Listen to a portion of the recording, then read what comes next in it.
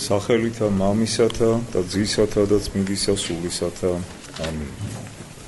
ძიმედ რო გვაქვს ძალზედ ბევრი საფიქრალი, სადარდებელი გვაქვს თითოეულ ჩვენთაგანს. ბოლო დღეებში განვითარებულ ეს მოვლენებიც დასტურია იმისა, რომ ბოროტის სული არ ისვენებს, შფოთავს და ბორგავს. ეძიებს, რათა კიდევ ახალი და ახალი დაპირისპირებები შექმნას საზოგადოებაში. ისედაც დაღლილ დაქანცულს განსაცდელში და გაჭირვებაში მყოფ ჩვენს მოსახლეობას კვლავ ახალი საფიქრალი და სადარდებელი ემართება.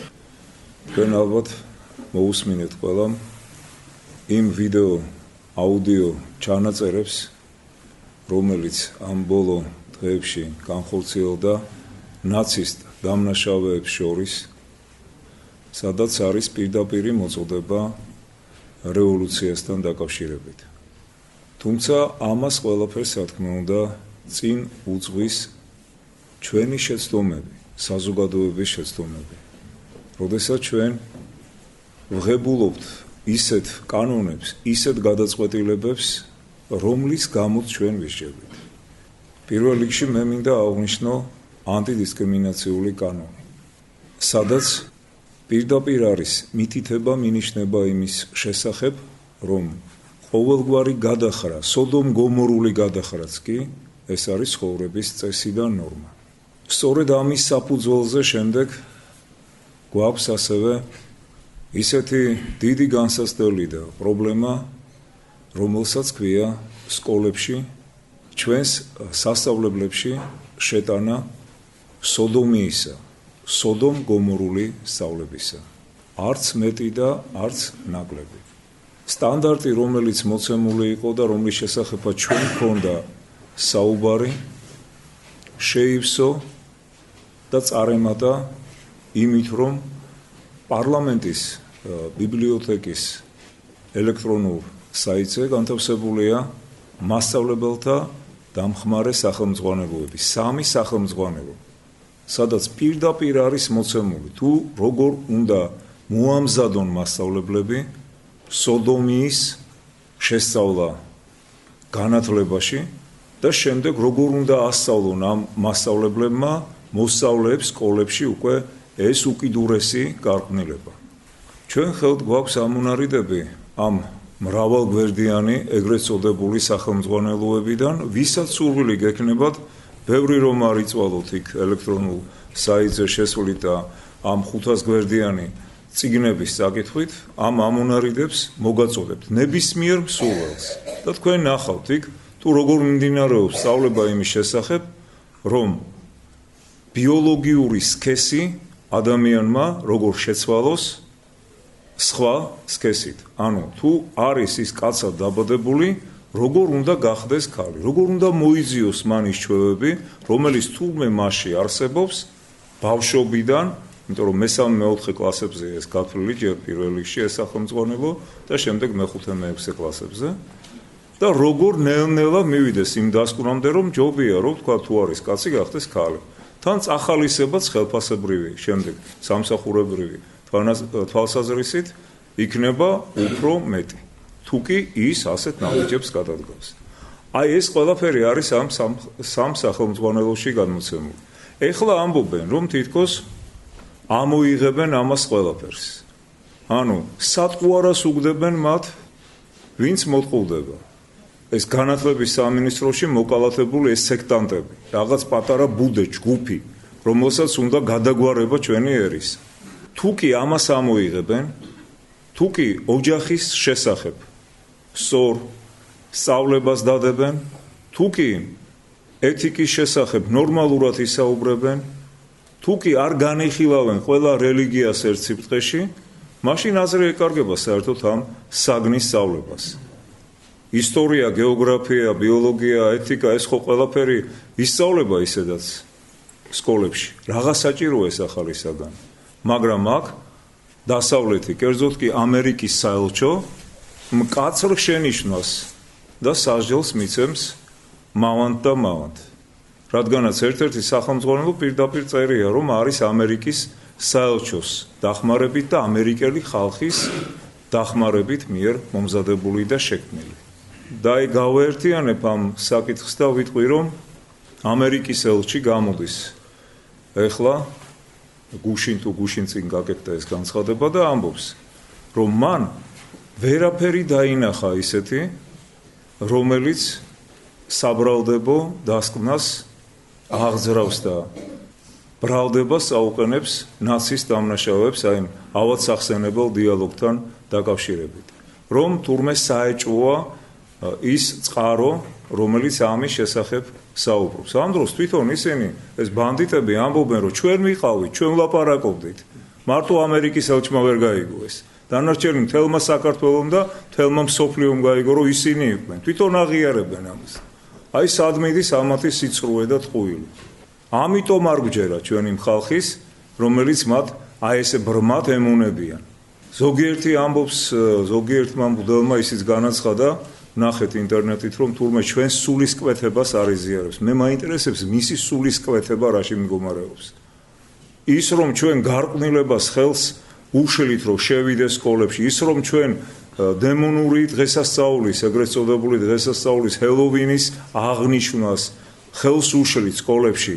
ამ სულისკვეთებას თუ ის არ გვერდდება, მაშინ მე მაინტერესებს საერთოდ ის მღვდელი რატომ არის. ჩაეწეროს იმ სოდომ გომორელთა რიგებში და ამ დემონის თაყვანისმცემელთა რიგებში ოფიციალურად და იჟვარი მოიხსნას. და დაანებოს რაღაც სისულელებზე საუბარს თავი. ეს მას ვისაც ეხება გაიგებს ამ ქადაგების შემდეგ და წაიკითხავს. და თუ რამე პრეტენზია იქნება, მე მოვიდეს და გაარკვიოს ჩემთან. და ჩვენთან საერთოდ. ბოდიში ცოტა ემოციის გამოვლინების გამო და სვავთ ასე საკითხს, რა გვეშველება. რა დაგვიფარავს და დაგვიცავს ამ განსაცდელებისგან. ეკლესია პასუხობს სინანული. საზოგადოების სინანული. გახსოვთ იქ ერთმა პარლამენტარმა თქვა, მე შევიცვალე გადაწყვეტილება და ითხოვს იგი მტკიცედ, შეუპოვრად, რათა მოხდეს ცვლილების შეტანა ანტიდისკრიმინაციულ კანონში და ის 4 სიტყვა იქნეს ამოღებული. გენდერული იდენტობა და სექსუალური უმცირესობა. აი ასე უნდა შეინანოს მთელმა საზოგადოებამ. და აი მაშინ იქნება საშუალო. მაშინ ღმერთი დაგვეხმარება. და აღარ მივაპყრობ ჩვენ თვალებს ამერიკის საელჩოზე და სხვა დასავლეთის ქვეყნების საელჩოებზე. წმინდა მღვდელმთავარი ივანე ოქროპირი სინანულის შესახებ. ავსდგეთ საყვარელნო, ახლა მაინც და მტკიცეთ ვდგეთ. სადამდე უნდა ვიყოთ წოლიარენი, სადამდე უნდა ვეწაფებოდეთ და ვეძლეოდეთ ცხოვრებისეულ წადილს. ახლაც დროულია ნათქვამი. ვიეთ მიმართ თქვა და უწამებდე და სასმენელ იქმნეს.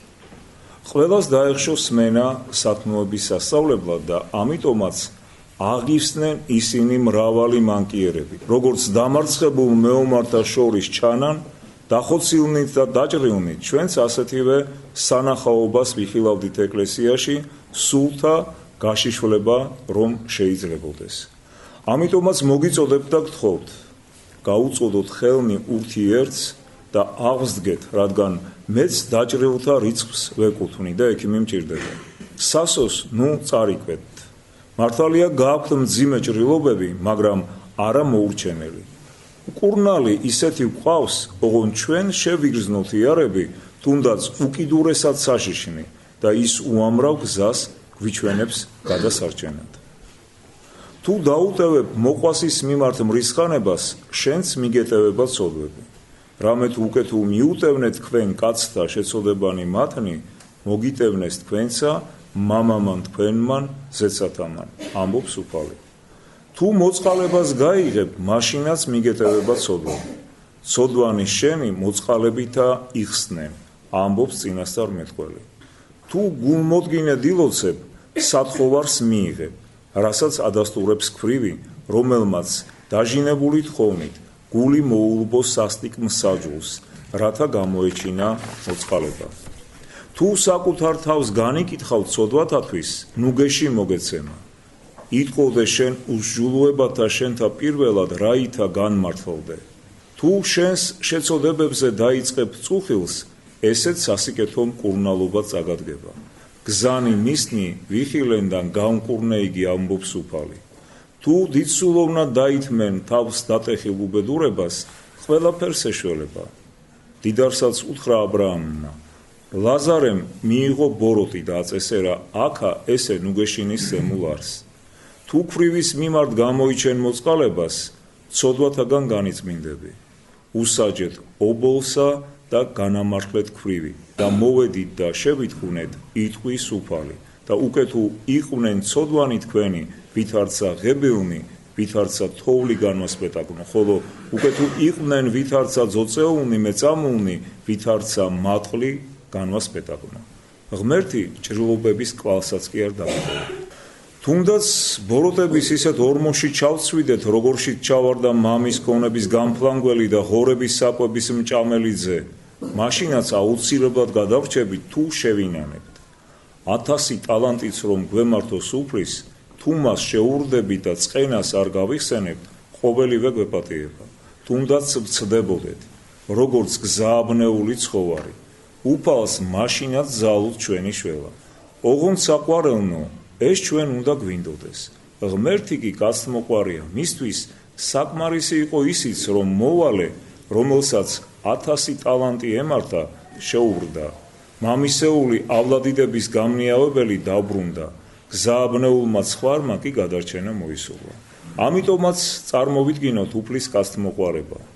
სააქაოშივე ლმობიერ ვეყოთ იგი და დაუყუნებლივ ვთქვათ აღსარება მის წინაშე, რათა აქედან არ განვიდეთ განუმართლებელნი და არ გვერგოს მძიმე სასჯელი. თუ ამ ცხოვრებაში მცირედ მაინც გამოვავლენთ გულმოდგინებას, შევიძენთ უდიდეს სარგებელს. თუ ოდნავადაც არ გამოსორდებით და ისე გავალთ ამ ქვეყნიდან საიქიოში, როგორც უნდა შევინანოთ, ამით სასიკეთოს ვერაფერს მივიღებთ. საჭიროა მოღვაწეობა, მანამ სანამ ასპარეზზე ვართ. სანახაობის დასრულების შემდგომ უსარგებლო მოთქმა ტირილი მსგავსად მდიდრისა, რომელიც მართალია ტიროდა და მოთქვამდა, მაგრამ ამაოდ, რადგან ხელიდან გაუშვა ხელსაყრელი დრო. თუმცა არა მარტო ის ამჟამადაც რამდენია მისი მსგავსი მდიდარნი, რომლებიც არ უგულებელს ყოფენ ფულს, მაგრამ არად აგდებენ სულს. მაოცებს, როდესაც ვხედავ, რაოდენ ხშირად სთხოვენ ისინი ღმერთს წყალობას, არადა საკუთარი თავის მიმართ უწყალონი არიან, არ ინდობენ თავიან სულებს, თითქოს მათი მტერი იყოს. დავეხსნათ ხუმრობას, დაცინვას საყვარელნო და თავს ნუ მოვიტყუებთ, ღმერთს ვთხოვთ მოწყალებას, წყალობას კი ვამჯობინებთ ფულს, გაძღომას და ყოველივე მსგავს. ვთქვათ, შემოგთავაზებს ვიღაცის საქმეს, განსჯა და გითხრეს, რომ მას ემუქრებოდა სიკვდილის საფრთხე, თუმცა შეეძლო ცოტაოდენი ფული თავი დაეხსნა დაღუპვისაგან, მაგრამ ქონების მცირედის დაკარგვა სიკვდილი ამჯობინა. შენ რა საკვირველია ჩათვლი, რომ ის საერთოდ არ იმსახურებს წყალობას და მიტევებას.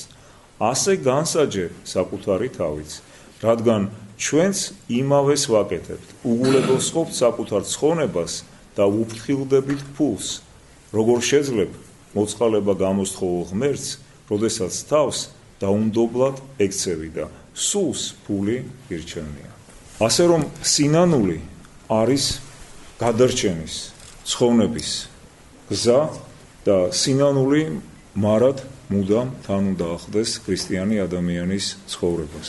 მე შემთხვევით არ ვახსენე ის პარლამენტარი, რადგანაც შეიძლება ის არ ცხოვრობს ისე ეკლესიურად, როგორც თქვენ, რომელიც აქ დადიხართ, ყოველ კვირას წირვას ესრებით, მაგრამ მან ეს ნაბიჯი გადადგა. ხედავთ, შეინანა თავისი ქმედება და შეცვალა გადაწყვეტილება. ჩვენც თუ გვაქვს რამე ისეთი მანკიერი და ალბათ ბევრი გვექნება თუ ჩვენს გულში ჩავიხედავთ, რაღაც შეცდომები, რომელიც აუცილებლად ცვლილებებს საჭიროებს. შევეცადოთ, რომ ღმერთის შეწევნით დავძლიოთ ის მანკიერი ჩვევები და შევიცვალოთ ცხოვრების წესი, დადებითისკენ, გამოსწორებისკენ, რათა სათნო ვეყოთ ღმერთს. და ასე უნდა მოხდეს თელ საზოგადოებაში. მაშინ საქართველოც იქნება ძლიერი. თუ ქართველი ხალხი სინანულში იქნება, როგორც ნინევიელების სინანულმა იხსნა ნინევია, ისე იხსნის ღმერთი ქართველების სინანულით საქართველოს. ღმერთმა დაგულოცოთ და გაკეთოთ.